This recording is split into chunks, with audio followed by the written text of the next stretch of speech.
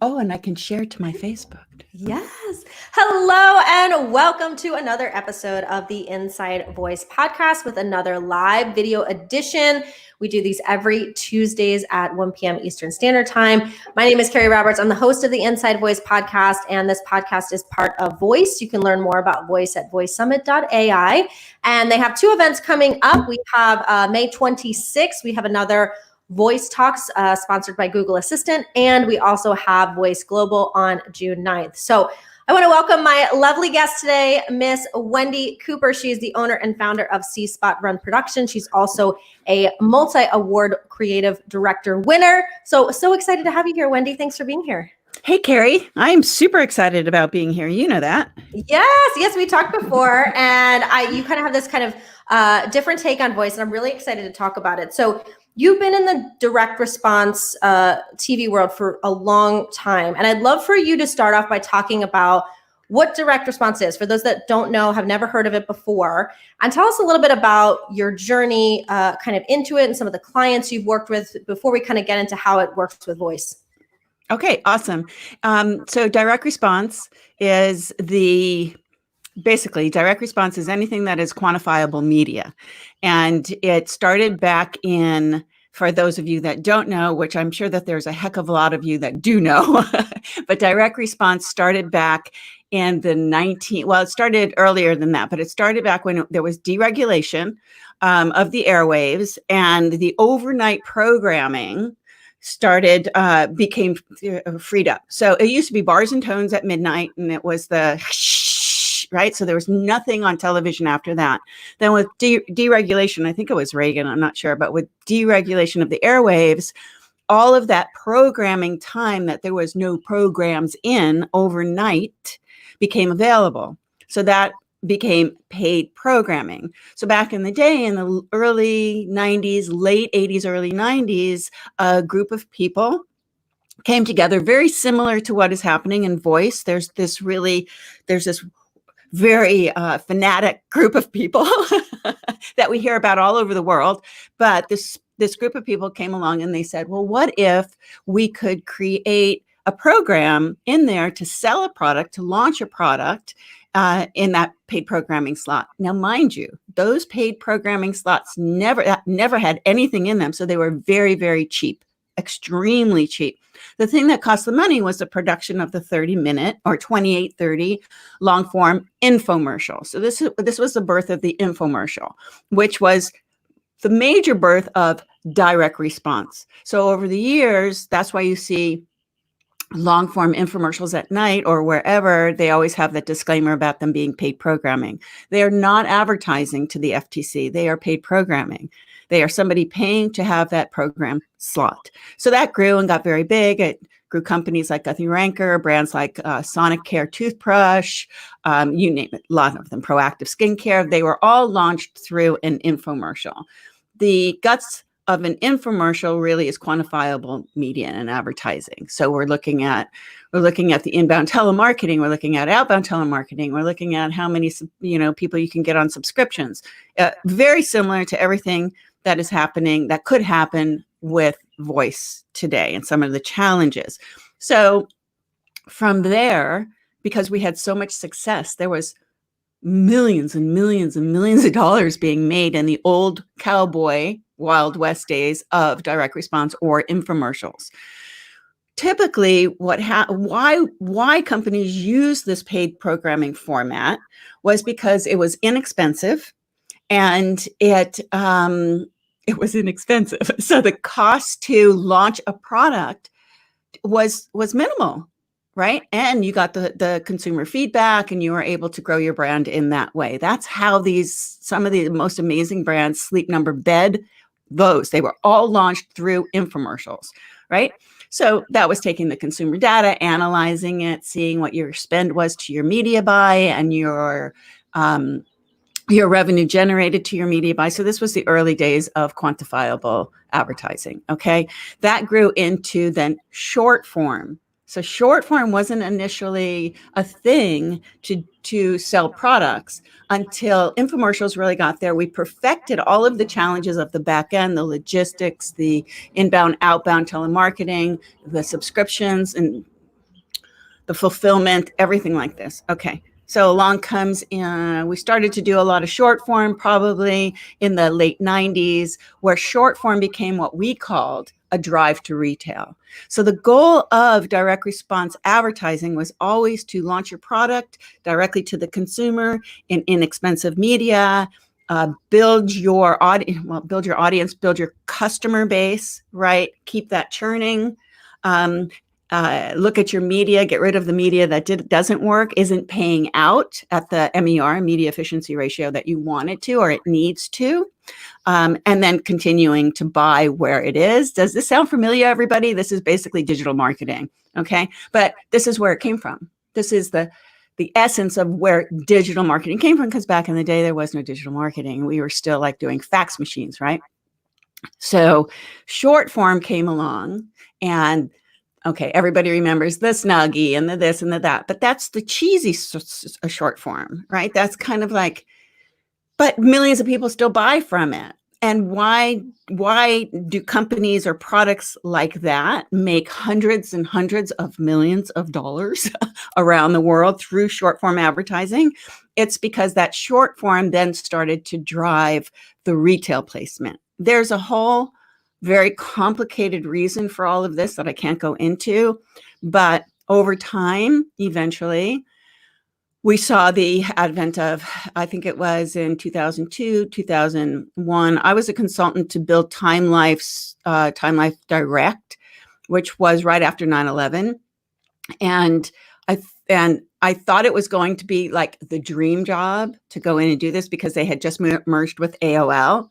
And my brain is working, wow, I can go in, we can launch all these different products. We can do it through long form, short form, but we can also use the homepage of AOL in order to really engage consumers, right? They didn't get that. They really seriously, they didn't get that. So kind of departments not talking to each other, and that kind of fell apart, which obviously everything fell apart there with AOL. So anyway, short form comes along. And short form is based on also remnant media. So now short form is 60 seconds, 30 seconds, 120 on television. I'm talking about, because we're talking history here. And that is remnant media. So you go to the upfronts, and the brands or the media agencies, they all scoop up all the good media that's being offered, right? And then what's left over? Left over is remnant media. So remnant media is then bought by direct response agencies like Mercury Media, Direct Avenue. So really specializing in quantifiable media. And they basically buy it all up. And then the smaller brands, let's say the companies that are looking to launch products through direct response television, buy that media, and they go through the same process. What media paid out, and you analyze it every single day to see what your return on investment is, if it aired, how many converted, what was the engagement. You know, you look at your inbound telemarketing, and everything has to come together into this one funnel that then gives you your MER, or basically your ROI. And then the next day you go back and you rebuy, you cancel, you do whatever, you manipulate your media in order to increase your ROI. What do they all have in common with each other is that it's cheap media. Okay. It's always based on cheap media. So just like in voice, there was this group of us people that made this industry what it was, and it grew and it grew and it grew and it grew. And I think it was probably 2008, maybe. It was much earlier than that. I did Dawei cardio kickboxing right after Billy Blank's kickboxing was such a success. So I did this one. This company came to me, young guy, wanted to do Dawei cardio kickboxing, right? And I thought, this is cool. I did a really cool commercial, and it was do Dawei, right? And it was like Dawei.com. Right. And Dawei in Chinese meant awesomeness. And so I named it that, not even knowing that, but that's what it was called. Anyway, I wanted to not have an 800 number in that. Right. Now you have to remember the cost of an 800 number. You have to pay the cost of the inbound telemarketing. And that means that somebody can call up and be on a telephone call for 20 minutes and not order. And now you're paying for that. And that gets factored into your cost per call. Okay. So I said, well, what if we could get rid of that? What if we just drove people to the internet? Now, mind you, in 2001 or two, you weren't really purchasing from the internet yet. You weren't. Videos were still this little tiny box that was going like this and buffering, right? So we hadn't gotten there yet. Everyone in the entire industry was up in arms because Wendi wanted to take an 800 number out of the commercial, right? So it took about 6 years before that was actually done. And I had proven that it was actually more cost effective to take the 800 number out, really depending on what your price point is in your product. And so that started to lean people more to driving to a URL, right? But then again, everything online became a lot easier also, right? This is before Amazon. Now, I was shipping the first product I ever shipped to Amazon, Dudaway Cardio Kickboxing in 1999, right? I swear Jeff Bezos was picking and packing and shipping that product for us. So that's kind of like the essence of it. The reality is that if media is inexpensive and your creative is intelligent and designed properly for the consumer, then you can build your brand and you can become a household brand from that. But you have to do it in an intelligent way. Of course, I used to teach classes for 8 hours at the Learning Annex about this, and it took 8 hours to explain all of this to people. On top of that, you also have the other things in live shopping and on live. But at the end of the day, launching products through direct response, back in the day, infomercials to short form to drive to retail, as seen on TV shelf, is and hundreds of millions of dollars later, is very, very similar to basically where voice is today as far as its challenges. Where did you, for you, when did you first kind of hear about voice or understand it and say, wait a second, there's a lot of similarities here, and this might be the next thing within kind of the retail space, the direct response space? Okay. So, keeping it at direct response, because for everyone, direct response is now a ubiquitous marketing term, right? Anytime there is a call to action, anytime you see a commercial, anytime online, wherever it is, you see content in a podcast, wherever it is, go to this destination and do this. That's direct response. Okay. So some people might say they refer to, what are the beds and stuff that are D2C? Warby Parker is great D2C. The bed Casper, great D2C. Mm-hmm. These are companies. This isn't direct response. These are companies that have raised millions and millions of dollars to basically launch their products, and they're using direct to consumer methodology where they don't have anything in between. Got it. We would never do a bet on direct response. Why? It costs too much to ship it. It's what a hassle. I mean, are you kidding? I was like, for us, a Casper bet in direct response, that's crazy, right? They're just using a hybrid format of it and calling it direct to consumer, which I think is different than direct response. Sorry, Carrie, what's the question? Yeah, so just kind of thinking about like how you kind of heard about voice and you started making these connections. Right. With the direct response area. Right. So I started listening. I started to get really interested in voice about 1.5 years ago. Emily Binder and I are pretty much regular guests on the Beancast. It's a marketing podcast. I have been for 10 years. Emily Binder has Beetle Moment. I'm sure that a lot of people in the voice world know who Emily is. Mm-hmm. Well, Emily and I would talk to each other, and she was talking about voice, and I'm thinking, well, this is really great. But because I'm creative, I produce the commercials. Like C-Spot Run was the first agency to do full service concept to consumer, meaning you bring your product to C-Spot Run, we help you name it, we help you create the creative, then we help you set up the telemarketing, we help you set up the logistics, we help you set up the back end, your sourcing, all of that. I was the first to do that, and that was in 1997. I started to do that. So I was the only company really doing that by mistake, but I did it. So Emily got me interested in voice, and I just started to explore it. And then I had a bad year last year, and I really wanted to do a flash briefing called 60 something. I also have a podcast, right? I'm a podcaster. I'm a creative director. I'm a producer. I'm a writer. I do all of that. So, and at the time I'd been podcasting for about 8 years in marketing and doing live digital radio and things like that. And I just thought it was really interesting. So I started to look at it. So I wanted to do a flash briefing called 60 something, an open mind. So I had all these ideas about flash briefings, but I never did them. I just didn't do them. But over the course of the past year, I basically just kept listening to you. I was listening to all the other podcasts.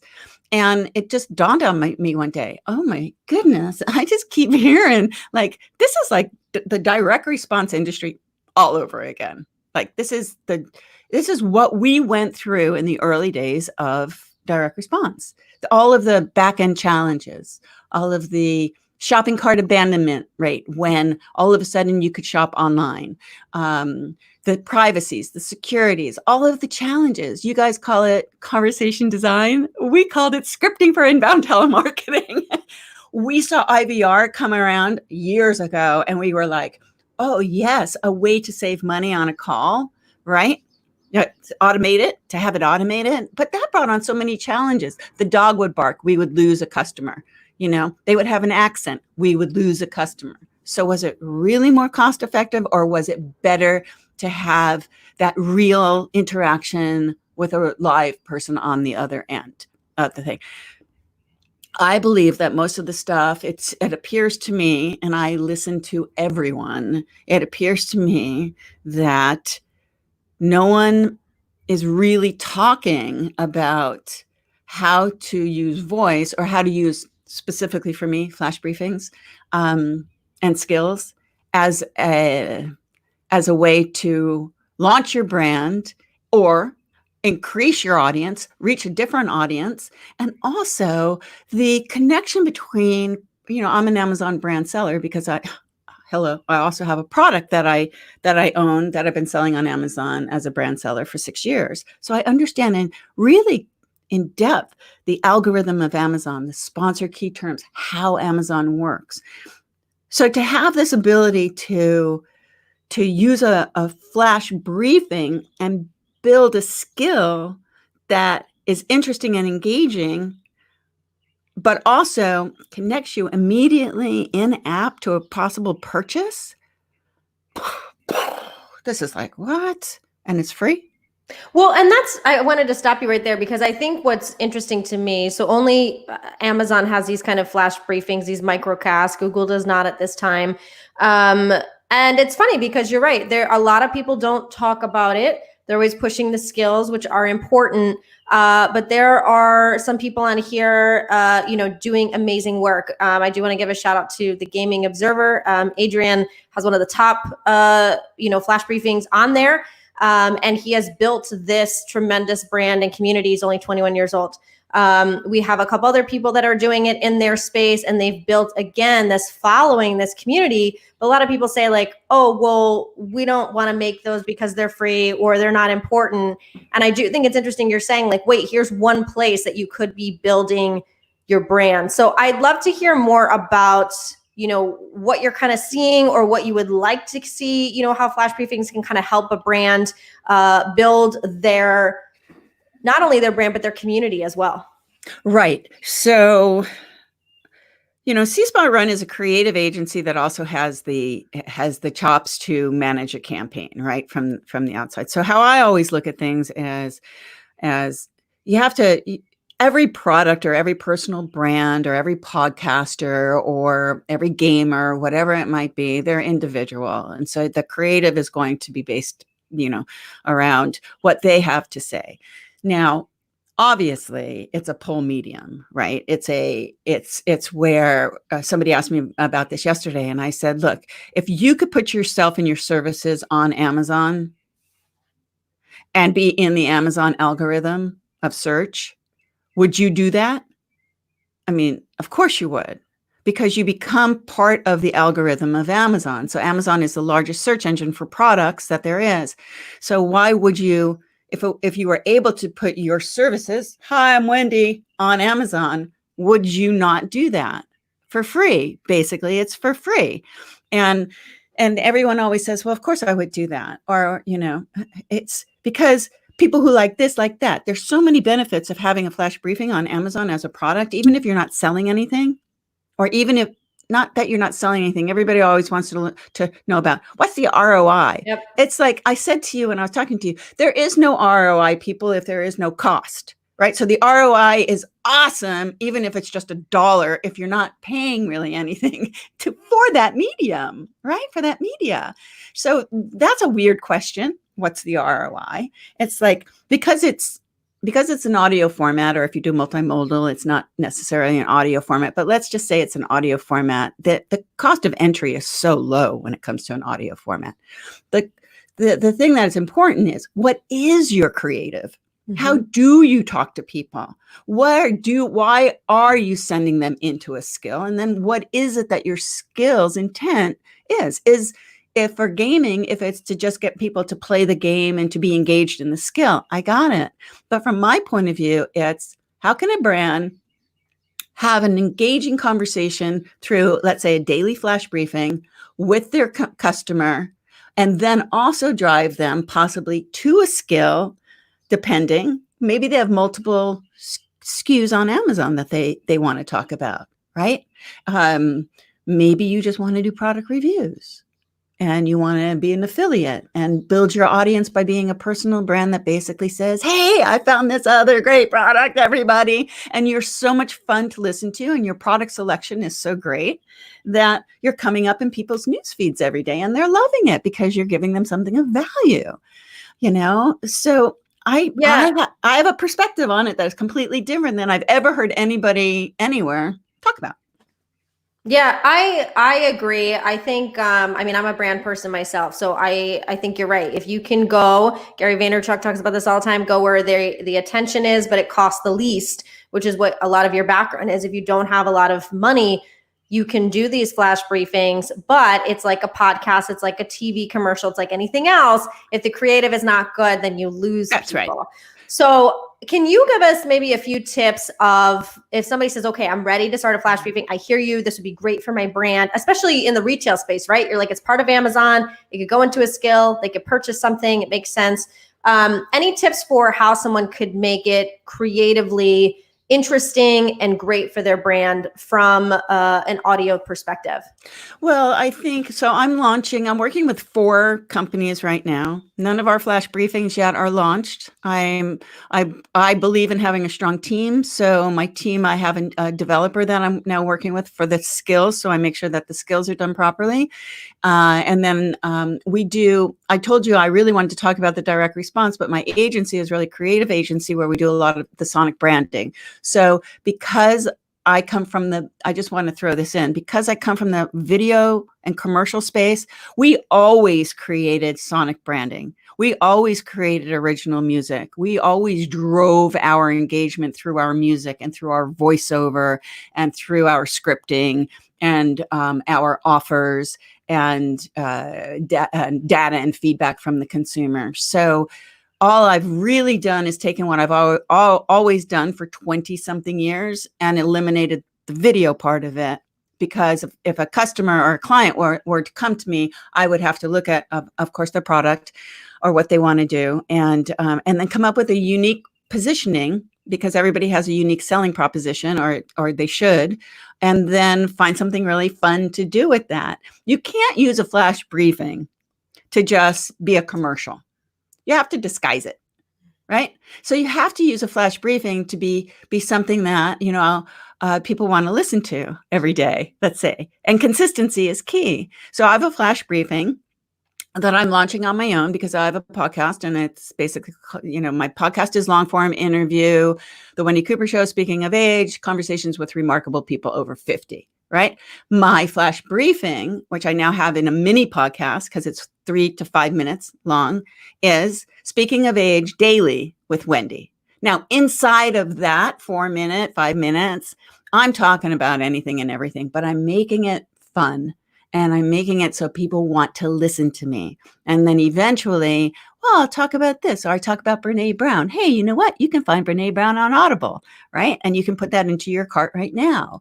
All of these, making it conversational, and then I want to create the skill that then enables my listener to engage with me. Hey, tell me what you think, right? You can ask, who, blah, blah, blah, there's so many things that you can do, but you have to be creative as a brand to create this new dimension of your brand on this free platform that then it allows you to reach another audience, but also allows you to penetrate and get yourself within the Amazon algorithm, which I think is the most important thing that you can do at an early stage. It is about an ROI, but it's about an ROI that you are creating for yourself. Now, if I can back up, we talked about it being a pull medium, right? So what I think is wonderful about flash briefings being a pull medium is it's not disrupting people and making them feel that I don't want to listen to that, right? They have chosen to listen to you. Yep. So they're choosing to hear me every day, which is my job to spread the word, to tell them that I'm there, choose to listen to me. And then they continue to listen to me because I'm entertaining them. I'm offering them. It's kind of like, I hate to compare it to like influencers on Instagram, but I think you can become like an influencer on flash briefings. Well, that's what we just said. Sabrina just said a new influencer channel. So yeah, we definitely agree. It's interesting because I'm a brand person too. And you've been doing this for a long time. When somebody does say, okay, what you just said, the ROI, right? What's the ROI of this branding or putting out this flash briefing? Because people are like, well, this is going to take time. This is going to take time. Now I've got to hire somebody. And so they're looking at and saying, well, what am I getting in return? What's something that you would say to those companies that are kind of questioning that? I would say, what do you want in return? What do you want from a free medium? Okay. So what is it? So you run a metrics. Okay. What would you be happy with? What return on investment are you going to be happy with for the amount of time and money that you have to put into it?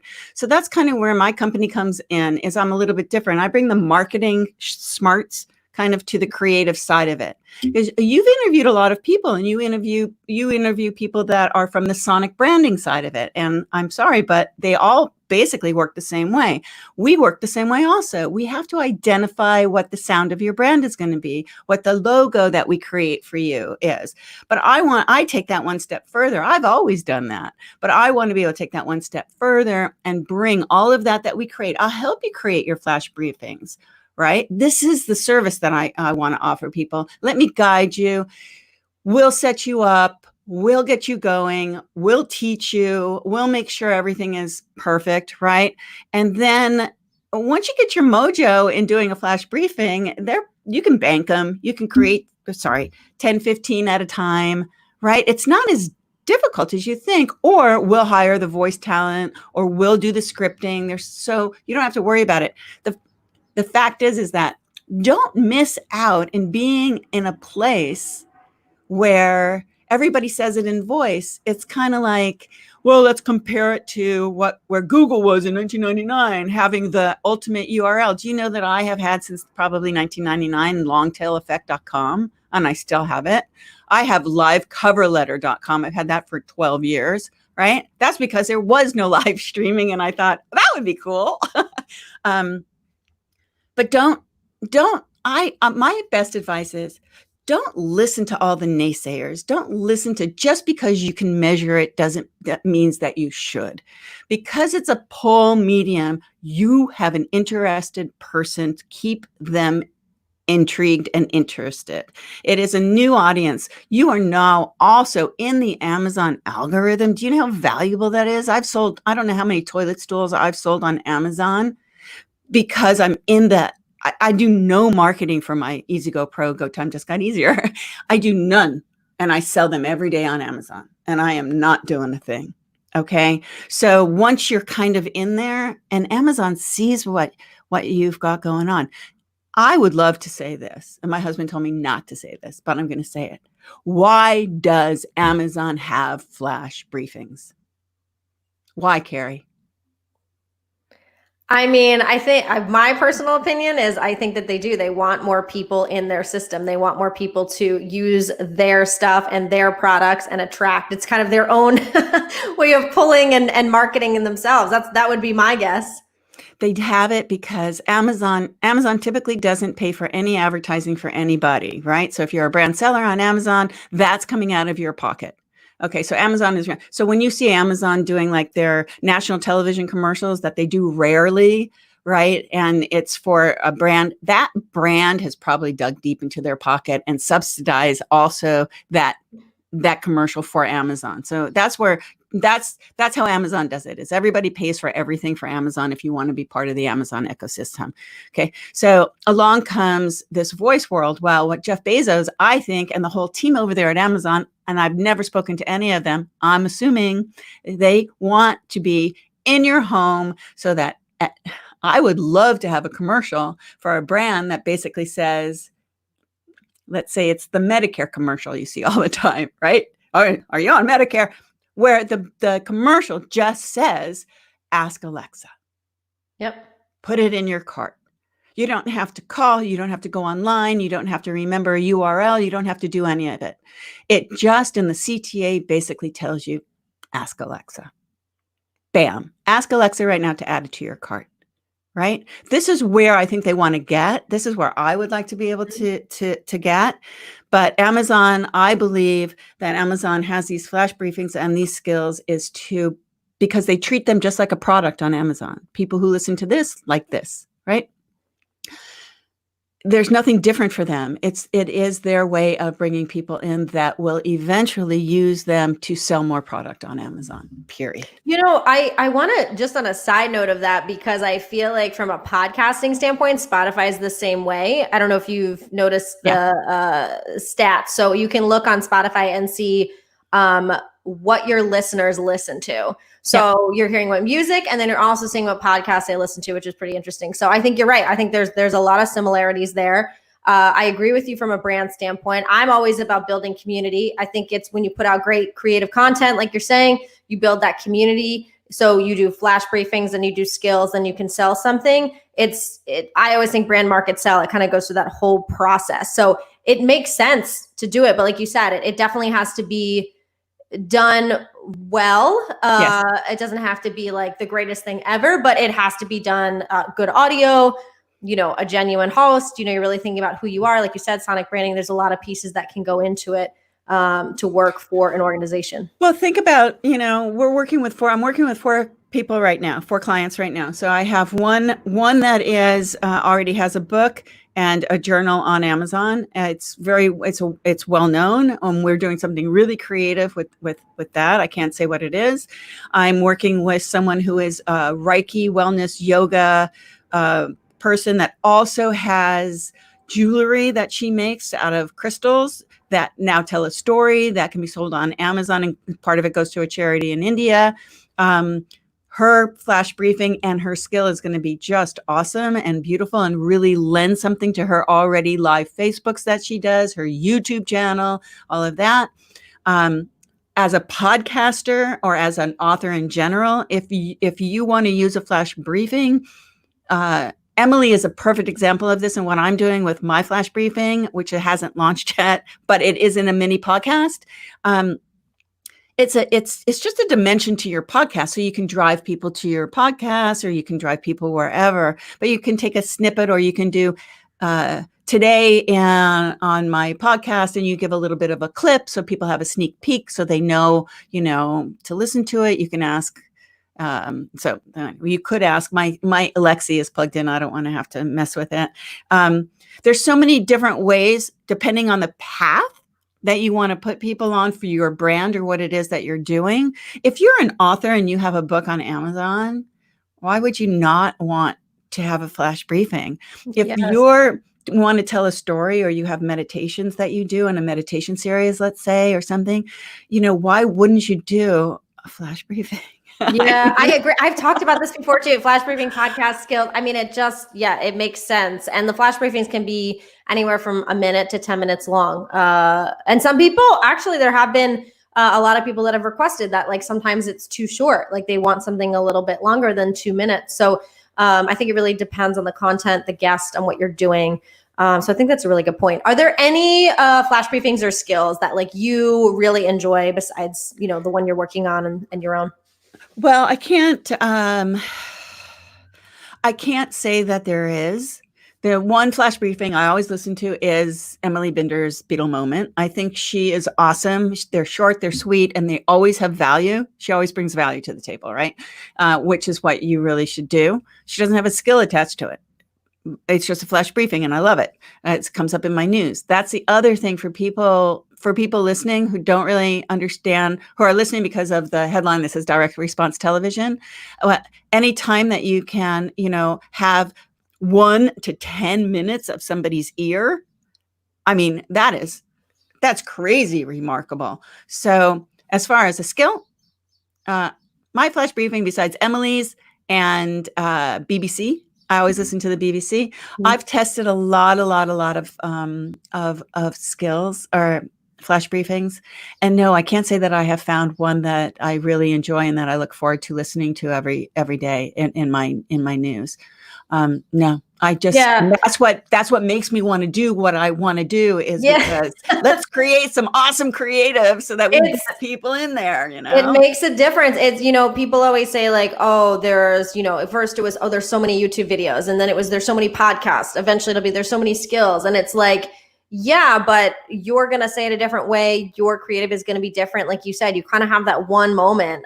Someone might give you a second chance, but that's about it. So if it's not resonating with them, or you're seeing your numbers not go up or they're going down, I agree. It's a creative problem, and really thinking about different ways you could do it. The other thing, Carrie, is that everyone has to realize that it is your responsibility to drive people to your flash briefing or your skill. It's your responsibility. It isn't anybody else's. It's like saying, because you put a podcast up on Apple Podcasts or Google Podcasts or Stitcher or Spotify or wherever, that people are going to listen. Nope. No, they're not. Yes. 100% agree. Same with skills, same with everything else. You still got to market it. Mm-hmm. But the value of the podcast audience, once you build your audience, is super valuable because it's a niche audience. They come back time and time again. So they really believe in you. They know, like, and trust you. One rule of marketing, right? So that's really what you want from your flash briefing and your skill is to do that. And we're developing skill templates and things like that so that, if you come to C-Spot Run and you want to do something, we'll be able to offer not only all of your original music, your sonic branding, editing, QC, everything that we do, and helping you with the uploads and knowing what to do and manage your flash briefings for you. You also have somebody with 25 years of direct response marketing, which means getting a reaction from whomever it is that you're targeting. Right. And that's what really makes me different. And that's the reason that I wanted to be on the show. What we didn't talk about a little bit is that, I hear from the tech side. So from your tech interviews and everything, that the conversation design is so important in all of these softwares that are being created. And I think voice is remarkable. I'm a 2-time cancer survivor. And I think voice is remarkable from the healthcare standpoint, from communicating in that voice, in that world, from financial, from banking, all of that. But that's a different sector, that's using voice for one-on-one human conversations with enterprise. I'm talking to you, anyone out there that is looking for a way to cost effectively reach a new audience, amplify their current audience to a new place, and build their brand from there, which is really affordable. The challenges are basically the same that you guys are facing, that we faced years ago from adoption. Nobody's going to use a skill unless it's awesome. And the more people that you say, hey, check out flash briefings on Amazon, which nobody knows what they are when I say, I know what a flash briefing is. If they go on and they start looking around the flash briefings and they come across the first 2 that are crappy, they're never going to come back. They're just not. So it's in its super early stages, but that's what I think it's awesome, because you're able to get in early, not kind of like the Google thing. I don't think it's the same thing. I think it's like the early days of direct response when we could buy media for almost nothing and make millions of dollars. I didn't answer one question. The companies that I've worked with, you can go to my website, cspotrun.com, the letter C, spotrun.com. $600 million worth of dual action cleanse product that I went in and I cleaned up that company. That's Irwin Naturals back in the day. That grossed over $600 million through an infomercial and direct response. Side Sleeper Pro, it's a candy cane shaped pillow. I basically did that product and I shot it for basically $10,000 in my house and made over $400,000 million around the world. Now this is years, it's over a course of time. Squatty Potty, I was Squatty Potty's original consultant and I did do their original commercial. That's a long story. Don't want to go there, but it was a 4-to-1 MER in 2012 before they were ever on Shark Tank and anybody ever knew anything about Squatty Potty. Time Life Direct. you can go to my website. There's 6 Day Bio Diet. That was another $600 million product there. I just have had my hands in a lot of them that you don't. If I took you to Bed Bath & Beyond right now and we walked around Bed Bath & Beyond, I go, I touched that one, I touched that one, I touched that one, and that one, and that one, and that one. It's just small worlds like voices right now.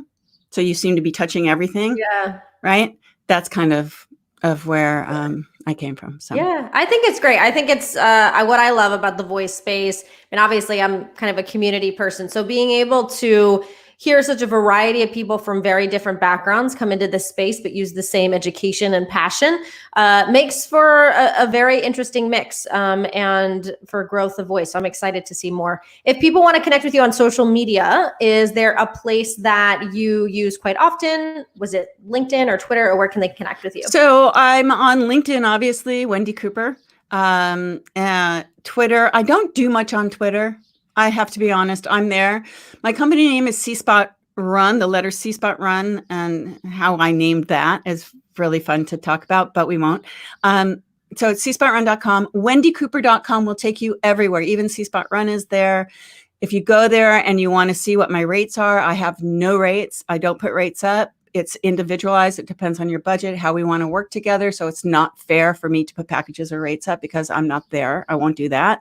But yeah, Wendi Cooper at Mac. And, it's everything is Wendi Cooper branding, and you'll find me. And you can always Google me, or you can go to YouTube also, because I also have a YouTube channel, which is basically Wendi Cooper. Yeah, perfect. Well, thank you, Wendi, for sharing your insight and sharing kind of this connection between flash briefings and voice and direct response. And I look forward to hearing more about all the stuff you do with it in the future. Great. And I'd love to talk to anybody that wants to talk to me. Thank you, Carrie. Thank you.